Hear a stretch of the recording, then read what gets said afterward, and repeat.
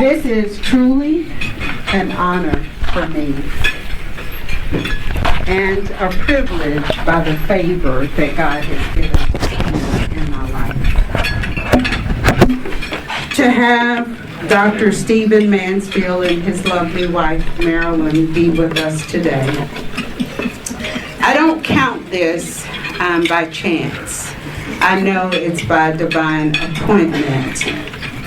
But I'd like to tell you that I know Dr. Stephen Mansfield as the former president and CEO of Methodist Health System. But I know Marilyn as my dear friend. I know Dr. Mansfield as an exceptional leader with an awesome business acumen. But I know Marilyn as a great speaker with a lot of humor that will cause you to mess up your makeup. I know Dr. Mansfield as a man with a gentle heart and spirit, even though he stands over 6 feet tall. But I know Marilyn as a woman who stands tall under the support of her husband. Today, I believe that we will get to know them both in a very special way. I know that this story is going to be like no other because it's their story. And I know that God is going to get the glory from this message. Would you join me this afternoon welcoming to the podium Marilyn and Dr. Stephen Mansfield.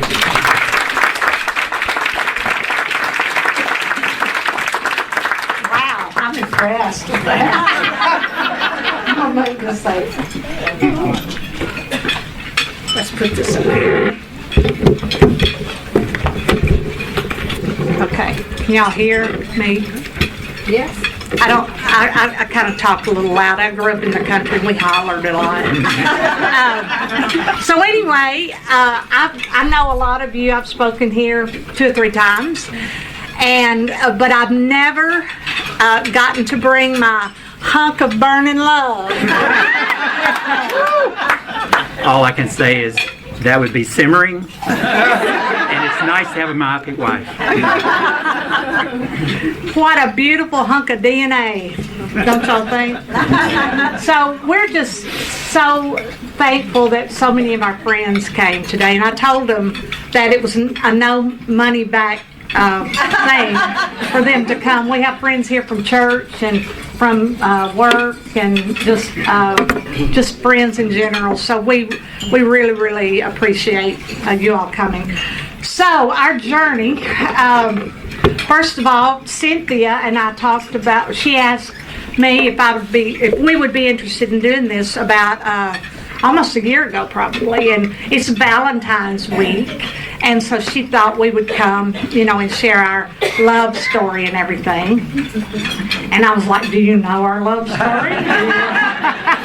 And so anyway, I talked to Steve about it, and he did not want to do it because he was afraid I'd say something I shouldn't say, which I've been prone to do sometimes. So anyway, after we talked about it, we decided on what we would say and for sure what I would not say. So anyway, we have a great journey, but we've had a hard journey, and we're going to be kind of honest and raw about some of that. And we are absolutely not here as marriage counselors. Our marriage counselor is here. Dr. Harold Duncan. We paid him, and now he had to pay to come hear me. So anyway, we do not come to give you any advice. We do not come to give you any tips on communication or anything like that. We are just here to share our journey with you, and in hopes from that you'll be encouraged and you won't feel so alone if you've been in situations like we've been in, and it will encourage you, and then maybe you can go and encourage someone else. So anyway, let's get this show started, baby. Let's go. All right, so we have at least two versions of how we met. The accurate one, which is mine, and a couple Marilyn has, but this is my recollection. It's wrong. That I was kind of a gym rat, and so I was always hanging around our gym at the University of Tennessee at Martin, where I grew up. And this one particular day, we were playing volleyball, co-ed volleyball, and I just remember this really, really nice-looking young lady who was a student who was on the other team. But I took note. You know, if I weren't a Christian, I would say it was lust at first sight. But since I am, I would just say I had a stirring in my soul. And he asked out my roommate. I wasn't going to tell that part, but a mutual friend of ours really set us up as a semi-blind date. I had seen her, she had seen me, but we didn't really know one another. And so our first date was actually her little country church. And the thing that stood out in my mind was that her pastor in the introduction said, "I want everybody in the church to turn to your neighbor and tell them you love them." Awkward. So it was a little awkward. I don't remember what we said, but it was a good first date. We dated for a while off and on, and about after 6 months or so, we drifted apart. I think she went to graduate school. I was already out of school and working, and she came back after graduate school. We started dating again, and her biological clock was running, and so she was putting a little bit of pressure on me about where's this going.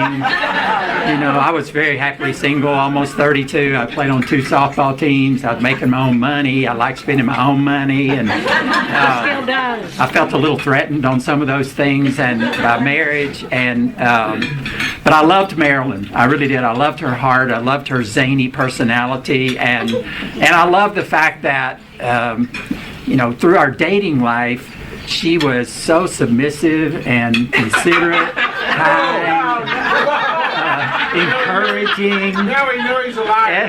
No, it's true. Throughout our dating life, that was Marilyn. So I thought, so when we get married, this is all going to just continue. I'll stop there and let you pick up. Well, as I said, I grew up very poor, like no indoor plumbing, that kind of thing, and I saw him as a potential of getting me indoor bathroom. He had a good job, and I had always prayed that I would marry a good, godly man, and he had to be tall, and he met that requirement. But I did notice that there were a few things that needed tweaking about him, and so, but I decided, I thought this thing through, and I thought, do I start now or later? And then I think, no, I could get a bathroom and get a car, and so I just decided so we dated for about 2 years because it took me that long to make him marry me. But anyway, that's another story. So anyway, I decided. So we got married, which was. This will tell you how it got started. We were supposed to get married on June the 3rd, and our napkins say July 14th, and our invitations say June the 3rd. So we really did, we got a rocky start on that. But then I thought once we get married, he'll be the submissive, obedient one. Which has turned out to be true. But it took me 35 years to get him to that point. But anyway, so we got married, and we started rocking along, and it wasn't a marriage like, most people are so ooey-gooey when they first get married and they meet each other and all that. And ours was not like that at all. It wasn't. It was hard, and it wasn't. 2 years in prep school. It wasn't what I had dreamed of, but we were committed. We were absolutely committed to our marriage, and so we were into our marriage 2 or 3 years, and then we decided that it was time to start a family. So I'll let you tell about that. So let me go backward just a little bit and talk about the napkin thing, because that could be confusing. So as Marilyn said, we were to be married on June the 3rd, and we had several showers. On May the 20th, I got cold feet, and I decided I didn't want to get married. And we had a family powwow on a Saturday night, and on that next Sunday, we were taking all of our shower gifts back to everyone. It's very humbling. Some of which we never got back, by the way.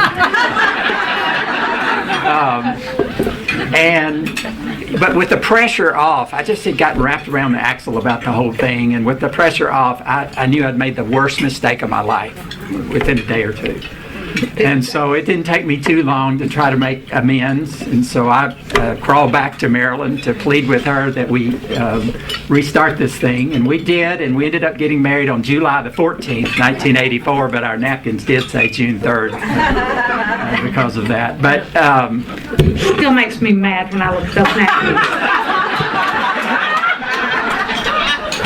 So, it's like, I read a book recently by David Jeremiah called When Your Life Falls Apart. It wasn't about our marriage, it was really about my cancer.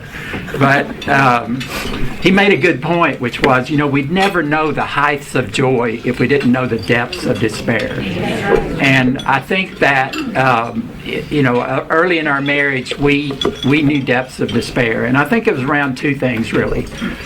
One was communication. Marilyn's very, very sanguine. I'm very choleric. I didn't understand what a sanguine was. I expected her to be choleric. She expected me to be sanguine. It was abrasive trying to get that worked out. And then the second thing is I had become selfish, being single so long, more so than I even realized. I tell people that I think the real problem with our marriage is as it turned out, we were in love with the same man. Me.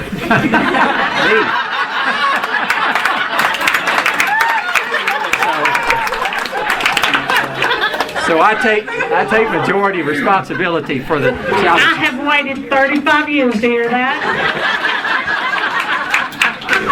And and so as things rocked along, and they were rocky, we would go between seasons of feeling like everything was going pretty well, and I was tiptoeing around, and then I would make a fatal mistake, and it would be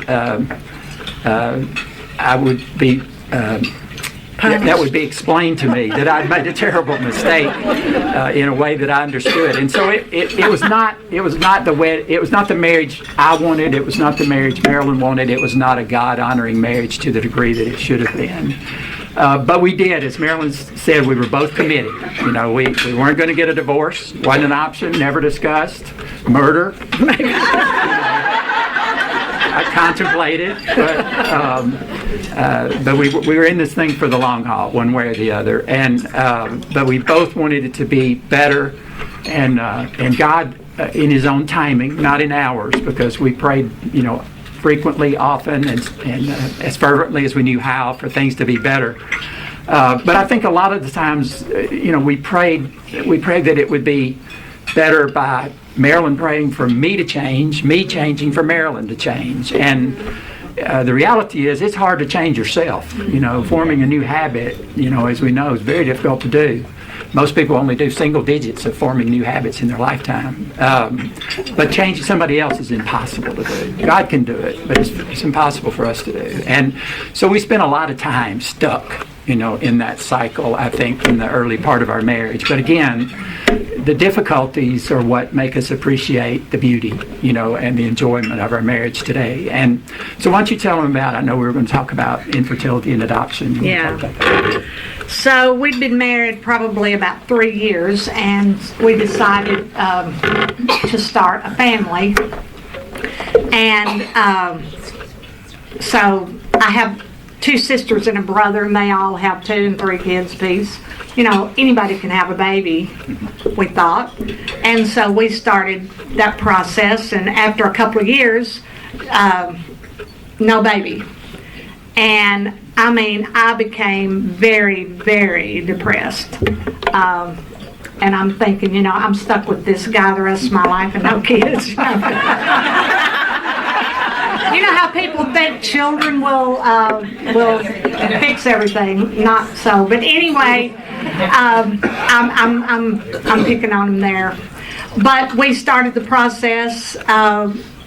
And we went through all this infertility business, and we went to Vanderbilt and Nashville, and I took so much Clomid, and he did too, which is a fertility drug, that we decided if we ever did get pregnant and have a little boy, we would name him Clomid Mansfield. So that's probably why we didn't. But anyway, I would pray and pray for a baby pray. I would lie down on the floor, flat on my face, and pray, God, if you would just give me a child, I promise I will be like Hannah. I'll give him back to you. But that, it didn't happen that way, but it happened in a better way. Mm-hmm. So I recruited a new OBGYN physician to Methodist in the hospital that I was a CEO of at the time. And in passing, because this was on my mind, I just asked, I said, well, David, do you ever have situations for adoption for like Marilyn and I? And he said, honestly, rarely. I said, well, if you ever do, just keep us in mind, kind of just in passing. And within a week, I know it was not a full week, it was within a week, he called me at the office and he said, well, Steve, he said, I kind of can't believe this, but he said, I just had a 14-year-old girl in my office. She's 7 months pregnant. Her mother doesn't know. She's not gained any weight. She's kept it from her. And she came for an abortion. And obviously, I'm not going to do an abortion. I wouldn't do an abortion, period. But nobody's going to do an abortion, at that point. And I explained that to her. And so I've got her bringing her mom back tomorrow. And he said, I'd really like to try to talk her into adoption. Are y'all still interested? And I said, absolutely. I am. Let me call Marilyn, just double check. Kind of a big thing, So I did. She was, and I got pregnant that night.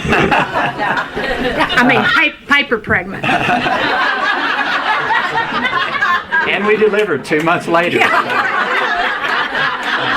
Full-term baby. It was a private adoption. The parents didn't know who was adopting the child. We had a friend of ours who's an attorney to pick Meredith up from the hospital, but I got a chance to see her in the nursery, which was a great thrill. And man, I tell you, at first sight, I loved that little girl. And she changed her life, and we're so grateful to God for her. And we know, some people look at us and say, poor thing, you didn't have your own children. That would have been plan A. It wasn't. Plan A for us was what we did. If we hadn't adopted, if we'd had our own child, we wouldn't have adopted Meredith, and somebody was going to raise that little girl. And if we'd had our own child, she might have been like him. That's another good point.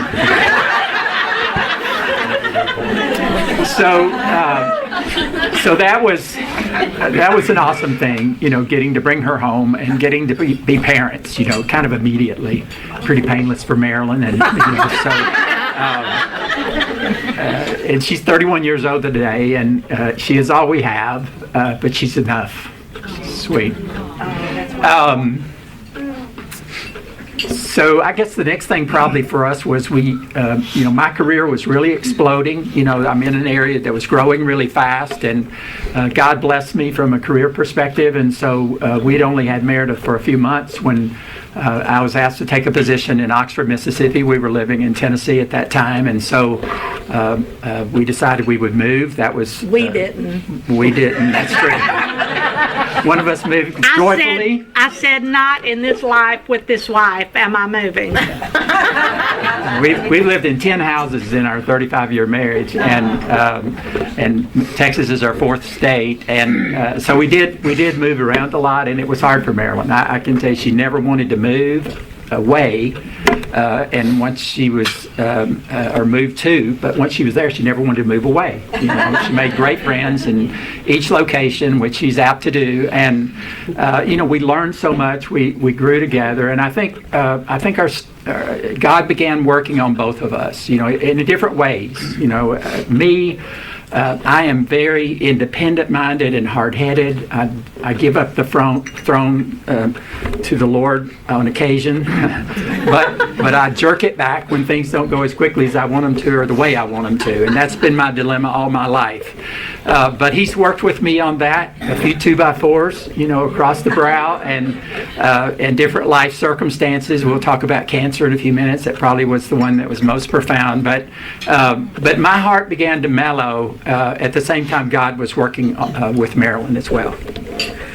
So we lived in Little Rock, Arkansas, and we'd been there 7 years, and we moved there when Meredith was going into the 6th grade, and I loved it. I had good friends, Bible study, it was great. And all of her, we were the party house. We even built a pool so all the kids would come to our house.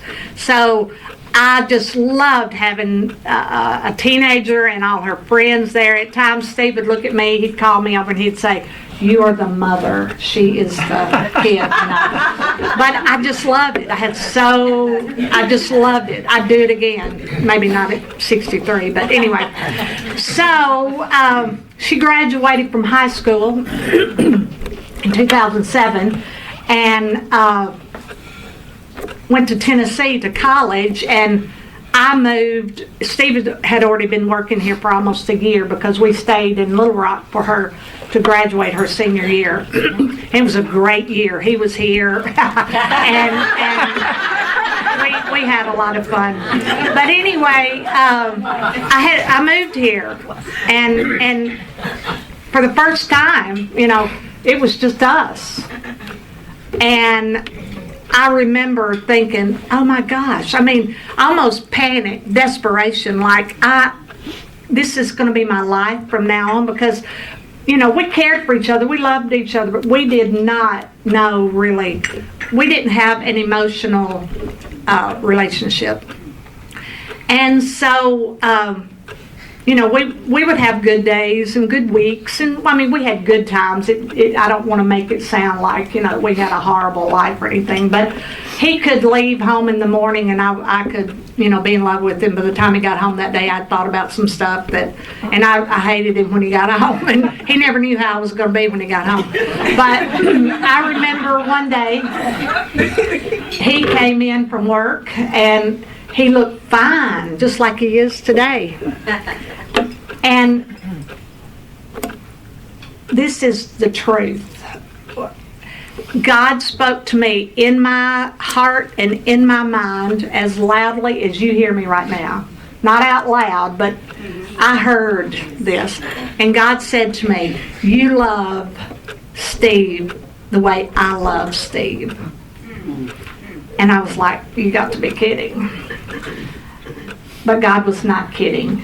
And honestly, it was like an iceberg in my heart, just all around me started to melt.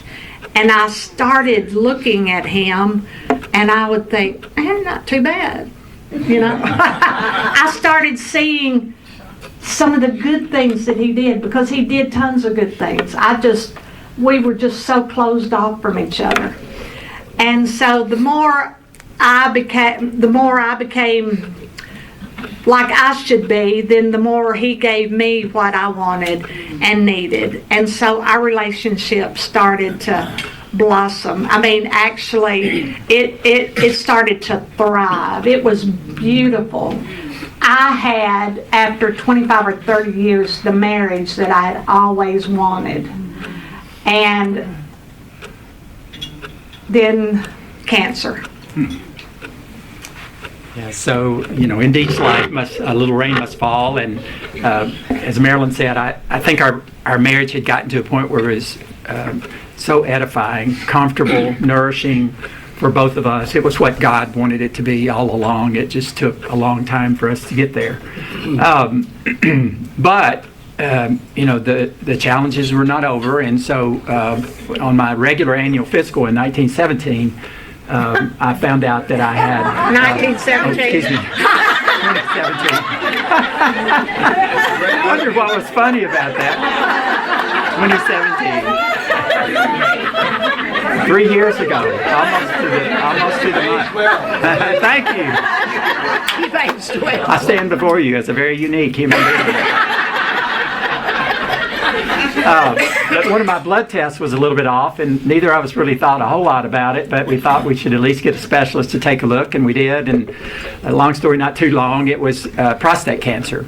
And so after a little bit of research, we decided that we would go to Mayo. And let me tell you, I worked at Methodist, and wanted to go to Mayo. And as I thought through it, I loved the urologist that I saw at Methodist. I was totally confident in him, but I didn't want to put our relationship, my position and his position in jeopardy potentially by a bad outcome that I held him responsible for. And I also didn't want to pick him over about 20 other urologists, because then I'd make all of them upset. So after we thought and prayed about it, we're part of the Mayo system, and so we decided that we'd go to Mayo in Rochester.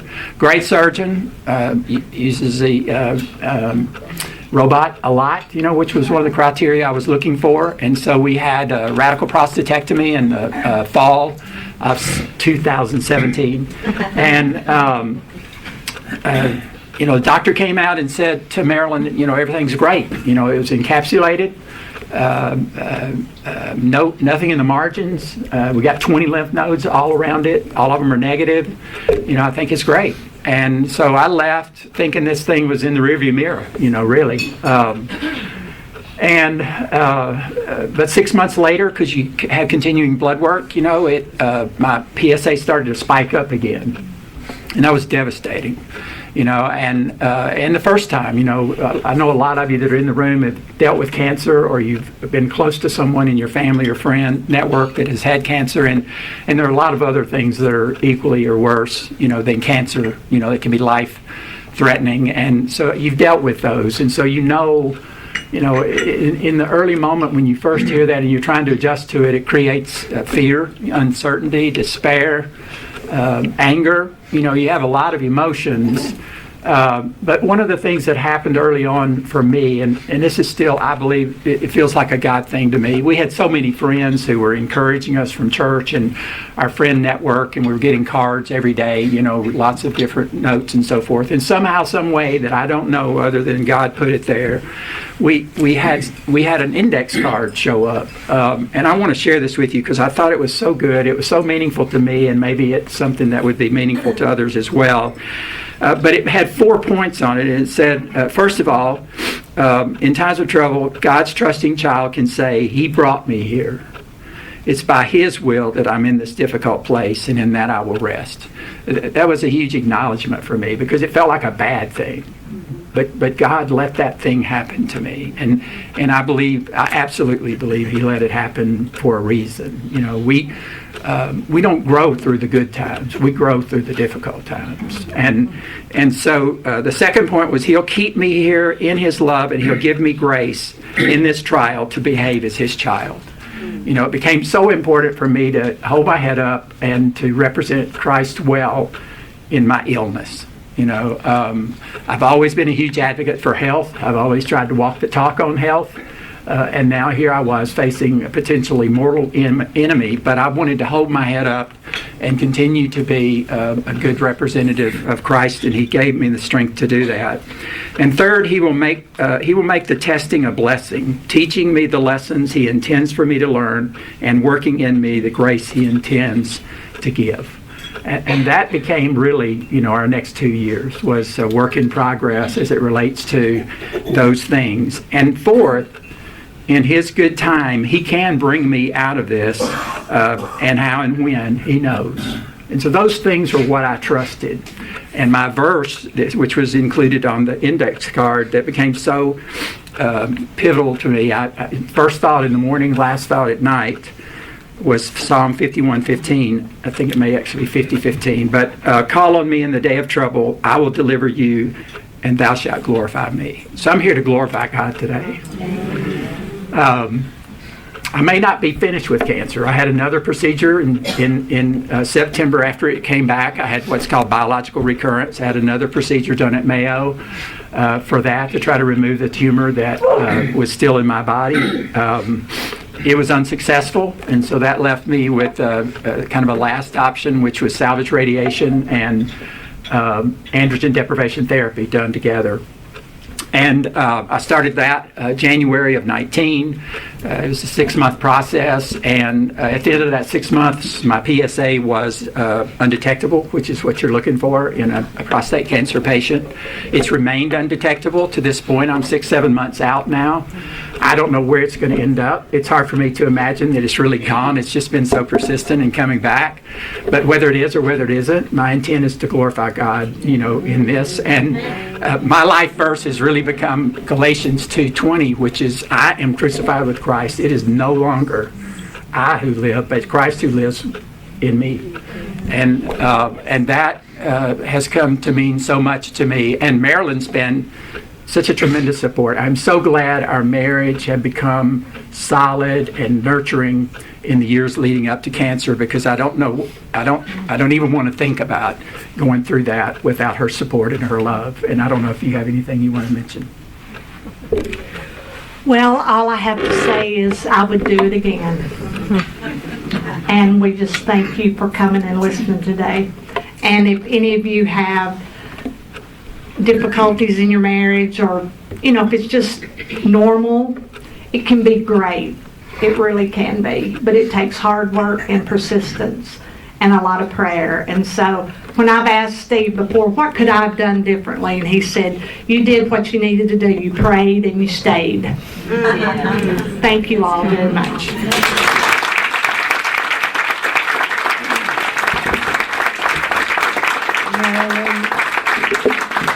Dr. Mansfield, I know that this was not easy, but it was perfect.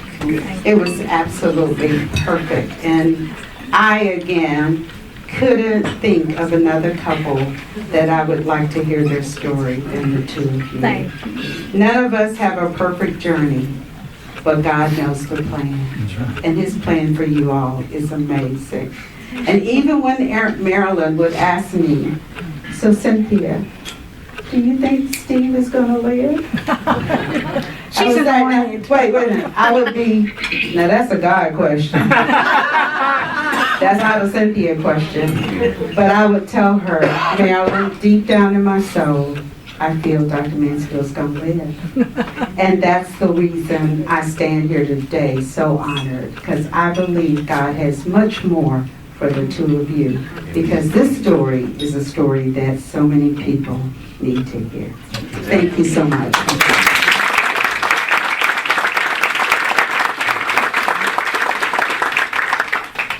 I thought I was going to come up here with tears running down my face and I wasn't going to be able to finish.